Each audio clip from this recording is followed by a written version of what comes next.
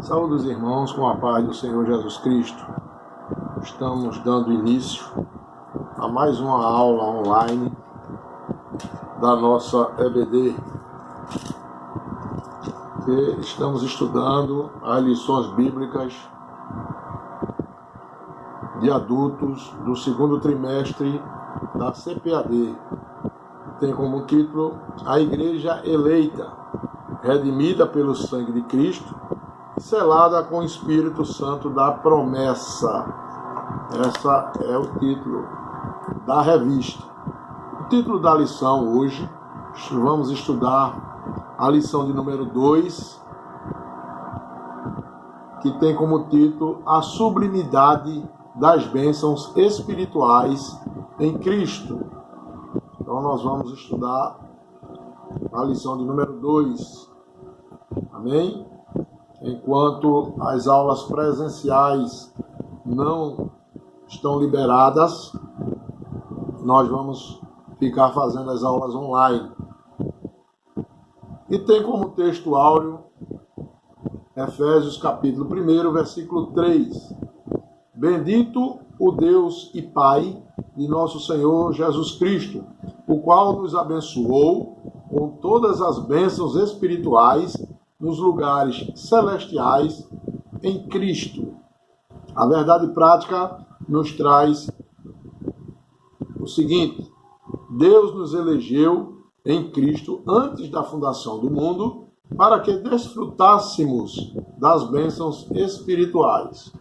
O objetivo geral da lição é esclarecer as bênçãos espirituais concedidas por Cristo Jesus.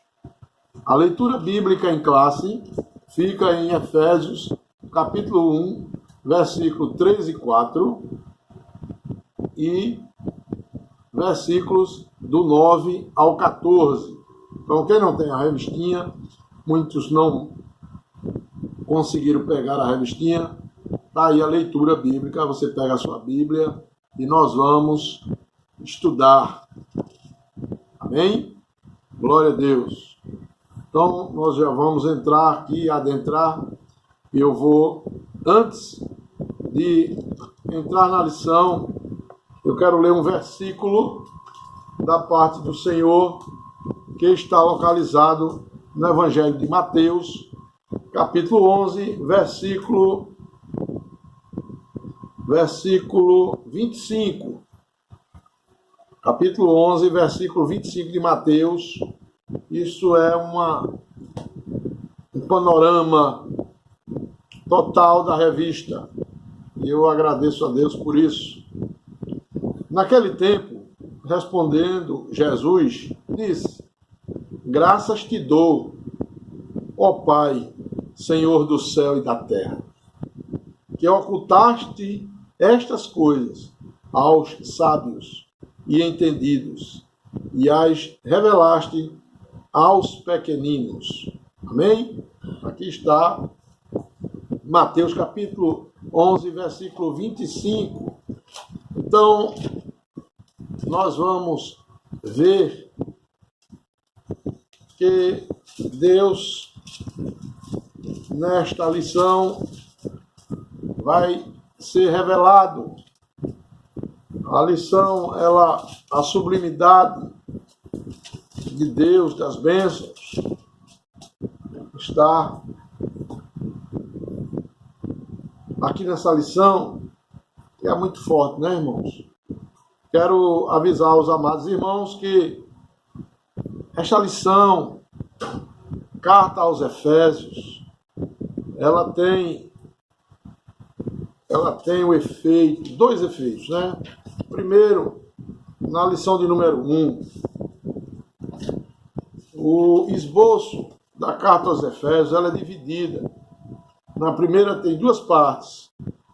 Na primeira parte, são gloriosas declarações teológicas a respeito da redenção. Isso vai do capítulo 1 ao capítulo 3. A segunda parte da carta aos Efésios é instruções práticas para a igreja e para os crentes, que vai do capítulo 4 ao capítulo 6. Portanto, meus amados irmãos, nós estamos estudando a primeira parte da carta aos Efésios. E estamos ainda no capítulo 1. É por isso que você vai ver muita coisa teológica. E aí a gente tem que desvendar, né?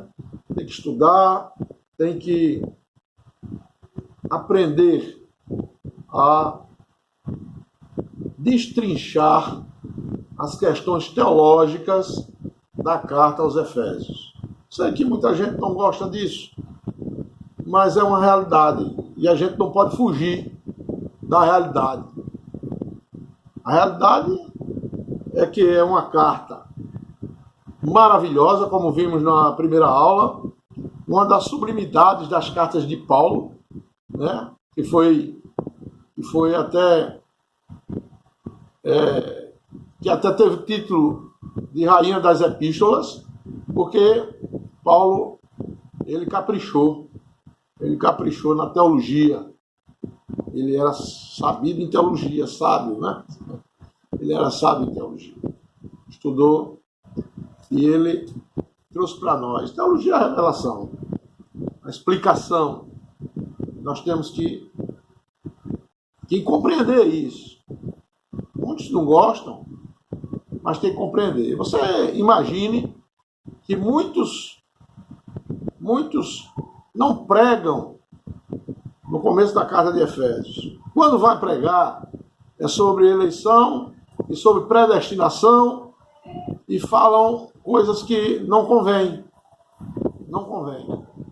Mas nós temos que estar atentos para essas questões. A eleição e a predestinação que está aqui falando, lá da parte desde a fundação do mundo, é a questão que nós vimos na primeira aula. Isso acontece através da aceitação de Cristo. Portanto, a gente tem que estudar.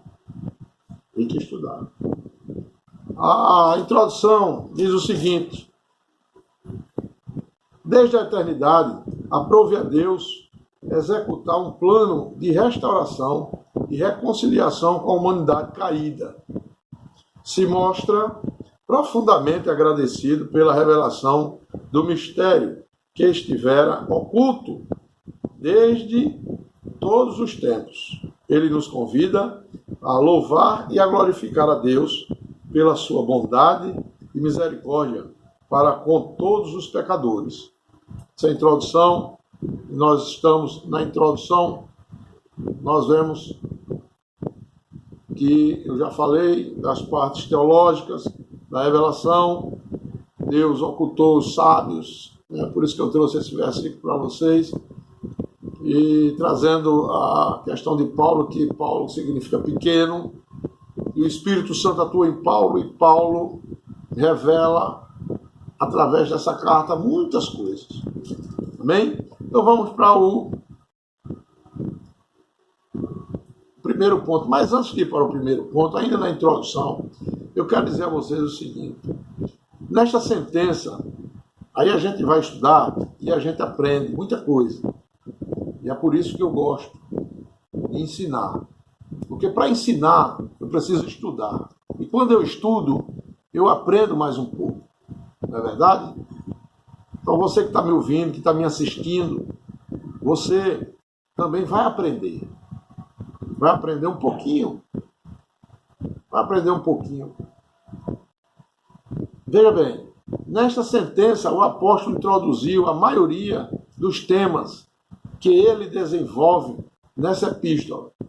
No texto grego, esses 12 versículos foram uma única sentença gramatical complexa de 202 palavras. Atentou agora? Do versículo 3 ao versículo 14, nós vamos ter 202 palavras sem interrupção, sem ponto final. informa que essa sessão forma uma bênção chamada Berakah. Berakah, no hebraico. Frequentemente utilizado na literatura judaica. É um tributo a Deus e a todas as bênçãos que ele dá a seu povo. Essa assertiva ratifica que toda boa dádiva procede de Deus, que somente ele deve ser glorificado. Nós vamos ver isso aqui. A compreensão desses aspectos passa pela firme convicção paulina que aprove a Deus, desde a eternidade, projetar um plano de restauração e reconciliação à humanidade caída. Então, essa é a introdução. Se você não sabia, fique sabendo. Isso aqui é uma 212 palavras que Paulo escreveu. E a gente vai, ao longo da revista, ver outras curiosidades. Amém? Então, nós vamos para o primeiro ponto da lição, que tem como título A Nova Posição em Cristo. No passado, estávamos perdidos e condenados à morte eterna, mas por sua infinita graça, Deus nos outorgou em Cristo o privilégio da salvação. Então, foi o que Deus fez? Outorgou a nós, que em Cristo, o privilégio da salvação. Então, eu não posso me salvar só, você não pode, ninguém pode. Tem que ser por Cristo. Então, ele outorgou. O que foi que ele fez? Ele autorizou, ele concordou que nós fôssemos salvos através de Cristo. Primeiro subponto da nossa lição traz uma palavra aqui, eu trouxe até o significado para vocês. Primeiro ponto, a doxologia. Eu disse a vocês no começo e vou repetir ao longo da revista. Essa aula é uma aula teológica. A doxologia. Após expor os versículos de abertura da epístola, capítulo 1, versículo 1 e 2, o apóstolo Paulo apresenta uma sequência de texto que se caracteriza pela verdadeira adoração e bondade ativa de Deus. Isso está no capítulo 1, de 3 a 14. Ele começa pela frase: Bendito o Deus e Pai de nosso Senhor Jesus Cristo. No versículo 3, Paulo começa assim: onde bendito significa digno de louvor. O apóstolo dá sequência até o versículo 14 por meio de um maravilhoso tributo ao Eterno e suas muitas bênçãos concedidas aos homens. Nesse trecho bíblico, trata-se de um hino teológico de gratidão, caracterizado pela repetição do seguinte refrão: para louvor e glória da sua graça. Isso está no versículo 6. Ou para louvor da sua glória. Isso está no versículo 12 e no versículo 14. Aquele ao qual devemos adorar está identificado na expressão Deus e Pai de Jesus, Cristo. Uma clara referência à Santíssima Trindade, com ênfase na natureza divina de Jesus, seu Filho. Então, o primeiro subponto, a doxologia. O que é isso, pastor? Doxologia. Doxologia, ela é tratada de duas formas: na filosofia e na liturgia católica. Paulo pega isso e traz para nós.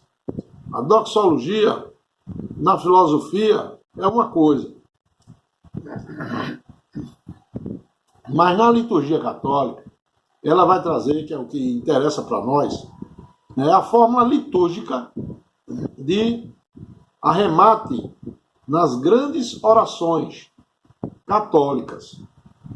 Então, o que é que a doxologia ela se refere? Ela pode se referir a hinos, a preces e a versículos. Ainda tem mais aqui, etc. Em que se glorifica a grandeza e majestade divinas. Então, Paulo, na sua sapiência, ele traz a doxologia. Doxologia quer dizer, para os estudiosos aqui, nessa carta, como se Paulo estivesse cantando um hino a Jesus, a Deus, a Deus. Não é? Porque diz aqui, ele está envolvido em hinos, preces ou versículos e etc., em que se glorifica a grandeza e majestade divina. Então, Paulo está dizendo aqui, nesses versículos, que o único que deve ser louvado e glorificado é o nosso Deus. É isso que ele está falando aqui nessa doxologia. Mas vamos avançar, né? O nosso autor vai trazer esse texto como um verdadeiro hino teológico de gratidão, por conta do que podemos observar na lição, e nos versículos 6, 12 e 14, que eles terminam e tem dizendo a quem está se louvando. Então é um refrão, onde vai propor a adoração e o louvor a Deus. Ainda podemos observar que o apóstolo Paulo vai dar ênfase à Trindade, quando usa a expressão Deus Pai, fazendo assim a separação de Jesus, o Filho, e o Espírito Santo. Então, Paulo traz para a gente algo muitíssimo interessante, teológico. E aí eu tiro o chapéu, né?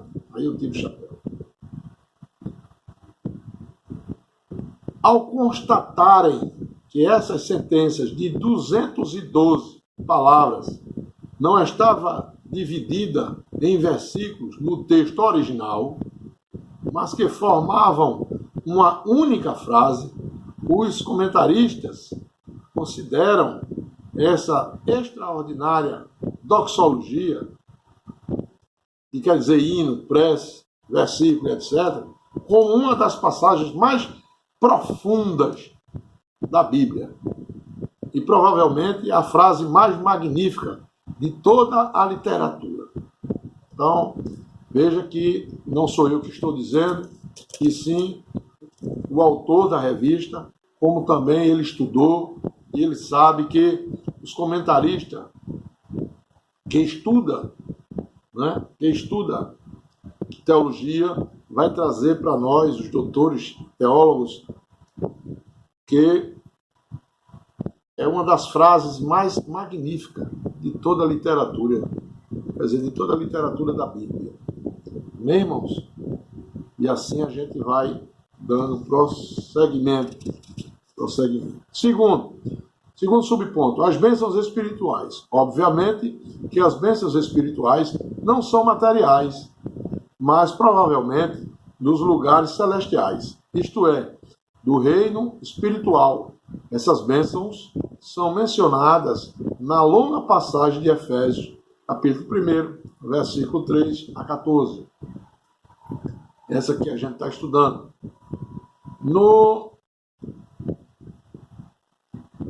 Traz para nós o seguinte: Deus nos elegeu para sermos santos. Isso está no capítulo 1, versículo 4. Eu vou dizer só os versículos, tá bom? É tudo no capítulo 1. Então nós temos: predestinou-nos para sermos filhos. Isso está no versículo 5. Nos fez agradáveis para si. Isso está no versículo 6. Remiu-nos por meio do sangue de Cristo. Isso está no versículo 7. Acolheu-nos por sua vontade redentora. Isso está no versículo 8 a 12. E revelou-nos a palavra da verdade. Isso está no versículo 13, parte A. Selou-nos com o Espírito Santo da promessa. Isso está no versículo 13, parte B. Ainda garantiu a validade da promessa. Versículo 14. Tais bênçãos provêm de Deus, que planejou a redenção do Filho, que a realizou, e do Espírito Santo, que a garante. Essas bênçãos nos conduzem a exclamar, como Paulo: bendito seja Deus. Amém? Vamos dar uma pausa aqui. Daqui a pouco nós voltamos, tá bom?